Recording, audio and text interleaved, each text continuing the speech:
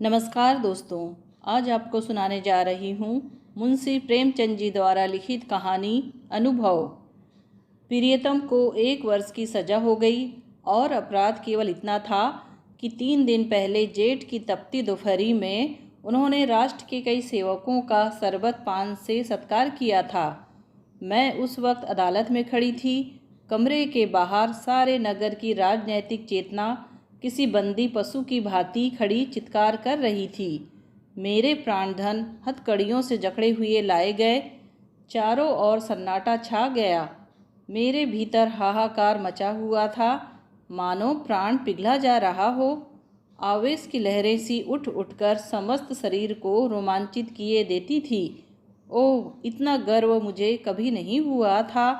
वह अदालत, कुर्सी पर बैठा हुआ अंग्रेज अफसर, लाल जरीदार पगड़ियाँ बांधे हुए पुलिस के कर्मचारी, सब मेरी आँखों में तुच्छ जान पड़ते थे। बार बार जी में आता था दौड़कर जीवन धन के चरणों में लिपट जाऊं और उसी दशा में प्राण त्याग दूं। कितनी शांत, अविचलित, तेज और स्वाभिमान से प्रदीप्त मूर्ति थी। ग्लानि, विषाद या शोक की छाया भी न थी। ना ही उन ओठों पर एक स्फूर्ति से भरी हुई मनोहारिणी ओजस्वी मुस्कान थी। इस अपराध के लिए 1 वर्ष का कठिन कारावास।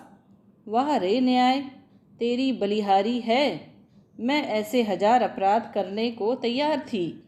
प्राणनाथ ने चलते समय एक बार मेरी ओर देखा, कुछ मुस्कुराए, फिर उनकी मुद्रा कठोर हो गई।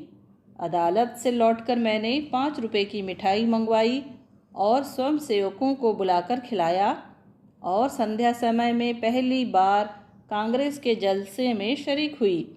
शरीक ही नहीं हुई, मंच पर जाकर बोली और सत्याग्रह की प्रतिज्ञा ले ली।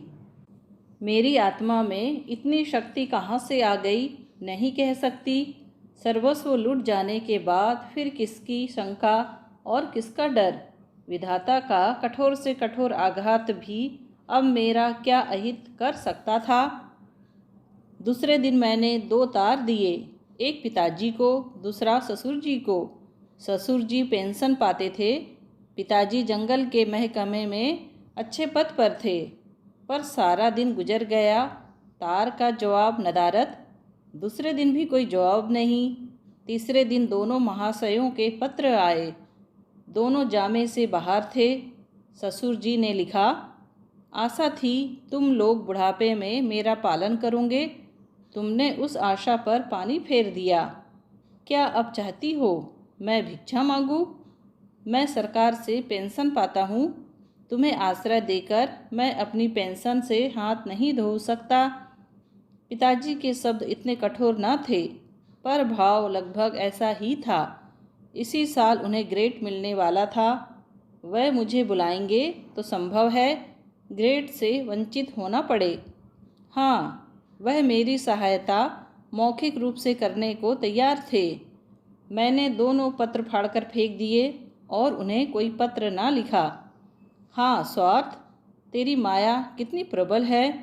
अपना ही पिता केवल स्वार्थ में बाधा पड़ने के भय से लड़की की तरफ से इतना निर्दय हो जाए, अपना ससुर अपनी बहू की ओर से इतना उदासीन हो जाए। मगर अभी मेरी उम्र ही क्या है, अभी तो सारी दुनिया देखने को पड़ी है। अब तक मैं अपने विषय में निश्चित थी, लेकिन अब यह नई चिंता सवार हुई। इस निर्जन घर में निराधार कैसे रहूंगी? मगर जाऊंगी कहाँ? अगर कोई मर्द होती तो कांग्रेस के आश्रम में चली जाती या कोई मजूरी कर लेती। मेरे पैरों में नारित्व की बेड़ियां पड़ी हुई थी। अपनी रक्षा की इतनी चिंता न थी जितनी अपने नारित्व की रक्षा की। अपनी जान की फिक्र ना थी, पर नारित्व की और किसी की आंख भी ना उठनी चाहिए। किसी की आहट पाकर मैंने नीचे देखा। 2 आदमी खड़े थे। जी में आया, पूछूं तुम कौन हो, यहाँ क्यों खड़े हो? मगर फिर ख्याल आया, मुझे यह पूछने का क्या हक? आम रास्ता है, जिसका जी चाहे खड़ा हो। पर मुझे खटका हो गया। उस शंका को किसी तरह दिल से ना निकाल सकती थी। वह एक चिंगारी की भांति हृदय के अंदर समा गई थी। गर्मी से देह फूकी जाती थी, पर मैंने कमरे का द्वार भीतर से बंद कर लिया। घर में एक बड़ा सा चाकू था, उसे निकालकर सिरहाने रख लिया। वह शंका सामने बैठी घूरती हुई मालूम होती थी। किसी ने पुकारा। मेरे रोए खड़े हो गए। मैंने दौर से कान लगाया। कोई मेरी कुंडी खटखटा रहा था।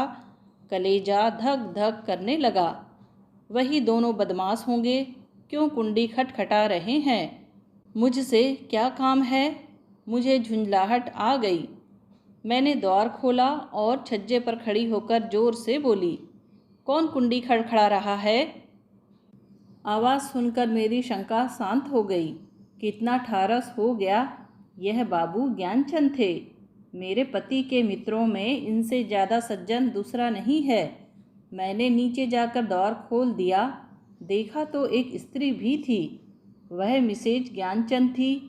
यह मुझसे बड़ी थी। पहले पहल मेरे घर आई थी। मैंने उनके चरण स्पर्श किए।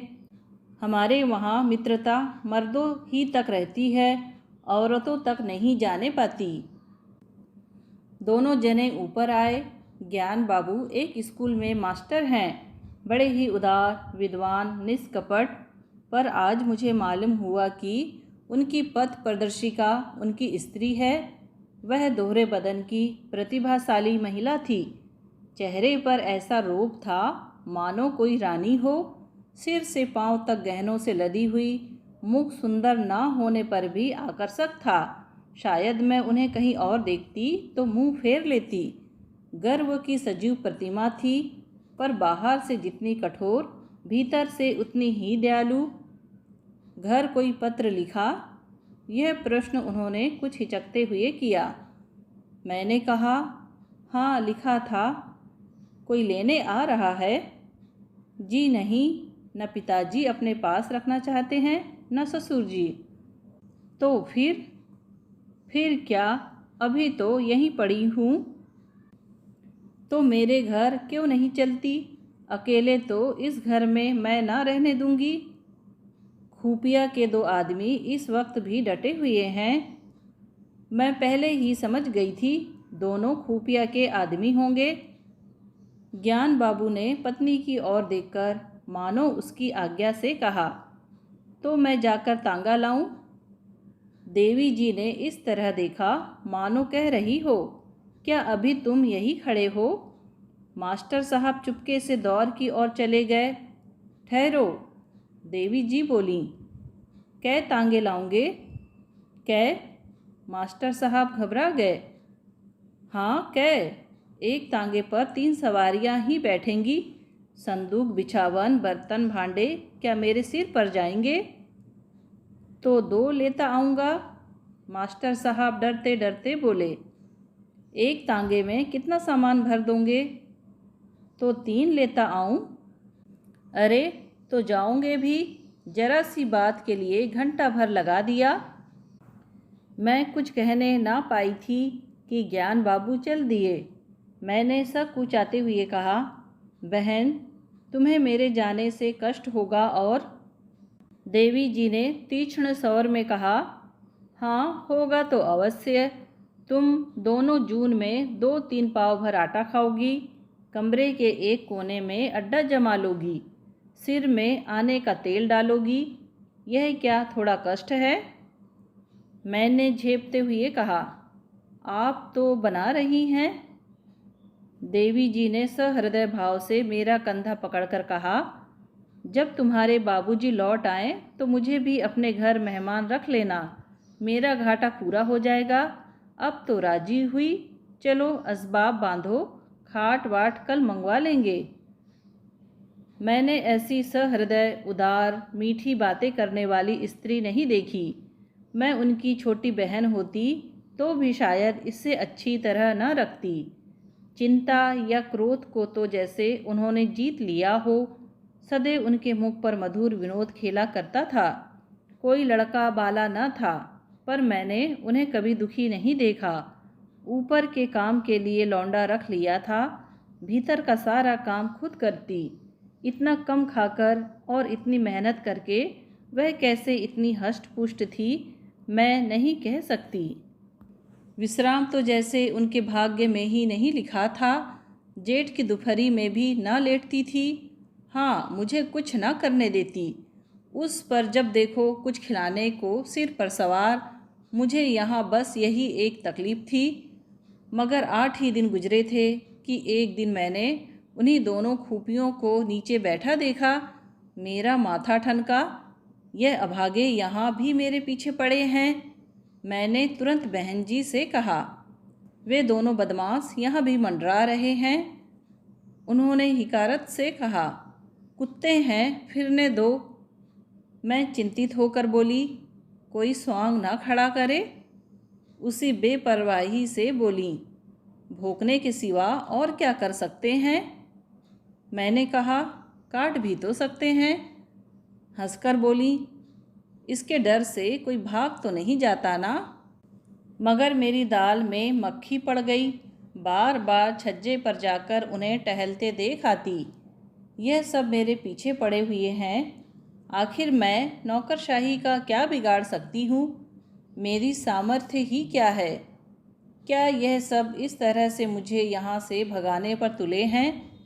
इससे उन्हें क्या मिलेगा। यही तो कि मैं मारी मारी फिरूं। कितनी नीची तबीयत है। 1 हफ्ता और गुजर गया। खुफिया ने पिंड न छोड़ा।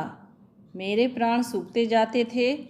ऐसी दशा में यहाँ रहना मुझे अनुचित मालूम होता था, पर देवी जी से कुछ कह ना सकती थी। एक दिन शाम को ज्ञान बाबू आए तो घबराए हुए थे। मैं बरामदे में थी, परवल छील रही थी। ज्ञान बाबू ने कमरे में जाकर देवी जी को इशारे से बुलाया। देवी जी ने बैठे बैठे कहा, पहले कपड़े वपड़े उतारो, मुंह हाथ धो, कुछ खाओ, फिर जो कहना हो कह देना। ज्ञान बाबू को धैर्य कहाँ, पेट की बात की गंध तक न पचती थी। आग्रह से बुलाया, तुमसे उठा नहीं जाता, मेरी जान आफत में है। देवी ने बैठे बैठे कहा, तो कहते क्यों नहीं, क्या कहना है। यहाँ आओ। क्या यहाँ कोई और बैठा हुआ है। मैं वहाँ से चली। बहन ने मेरा हाथ पकड़ लिया। मैं जोर करने पर भी ना छुड़ा सकी। ज्ञान बाबू मेरे सामने ना कहना चाहते थे, पर इतना सब्र भी ना था कि जरा देर रुक जाते। बोले, प्रिंसिपल से मेरी लड़ाई हो गई। देवी ने बनावटी गंभीरता से कहा, सच, तुमने उसे खूब पीटा ना। तुम्हें दिल लगी सूझती है, यहाँ नौकरी जा रही है। जब यह डर था तो लड़े क्यों। मैं थोड़े ही लड़ा, उसी ने मुझे बुलाकर डांटा।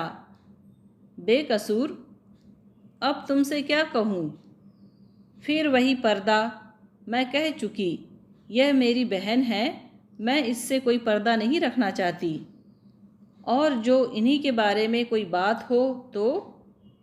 देवी जी ने जैसे पहेली बूझकर कहा, अच्छा समझ गई, कुछ खुफियों का झगड़ा होगा। पुलिस ने तुम्हारे प्रिंसिपल से शिकायत की होगी। ज्ञान बाबू ने इतनी आसानी से अपनी पहेली का बूझा जाना स्वीकार न था। बोले, पुलिस ने प्रिंसिपल से नहीं, हाकिम जिला से कहा। उसने प्रिंसिपल को बुलाकर मुझसे जवाब तलब करने का हुक्म दिया। देवी ने अंदाज से कहा, समझ गई, प्रिंसिपल ने तुमसे कहा होगा कि उस स्त्री को घर से निकाल दो। हाँ, यही समझ लो। तो तुमने क्या जवाब दिया। अभी कोई जवाब नहीं दिया, वहाँ खड़े खड़े क्या कहता। देवी जी ने उन्हें आड़े हाथों लिया। जिस प्रश्न का एक ही जवाब हो, उसमें सोच विचार कैसा। ज्ञान बाबू सिट पिट कर बोले, लेकिन कुछ सोचना तो जरूरी था। देवी जी की त्योरियाँ बदल गई। आज मैंने पहली बार उनका यह रूप देखा। बोली, तुम उस प्रिंसिपल से जाकर कह दो, मैं उसे किसी तरह नहीं छोड़ सकता, और ना माने तो इस्तीफा दे दो। अभी जाओ, लौटकर हाथ मुंह धोना। मैंने रोकर कहा, बहन, मेरे लिए। देवी ने डांट बताई, तू चुप रह, नहीं, कान पकड़ लूँगी। तू क्यों बीच में कूदती है? रहेंगे तो साथ रहेंगे, मरेंगे तो साथ मरेंगे। इस मरदुए को मैं क्या कहूँ? आधी उम्र बीत गई और बात करना ना आया। पति से खड़े सोच क्या रहे हो? तुम्हें डर लगता हो तो मैं जाकर कह आऊँ? ज्ञान बाबू ने खिसियाकर कहा। तो कल कह दूंगा, इस वक्त कहाँ होगा कौन जाने। रात भर मुझे नींद नहीं आई।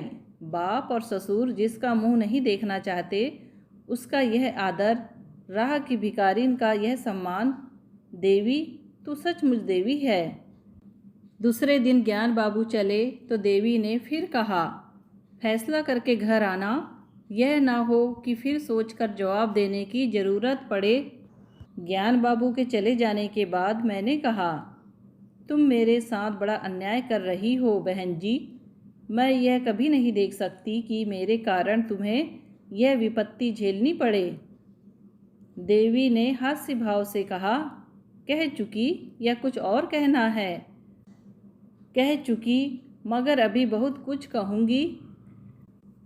अच्छा बता, तेरे प्रियतम क्यों जेल गए?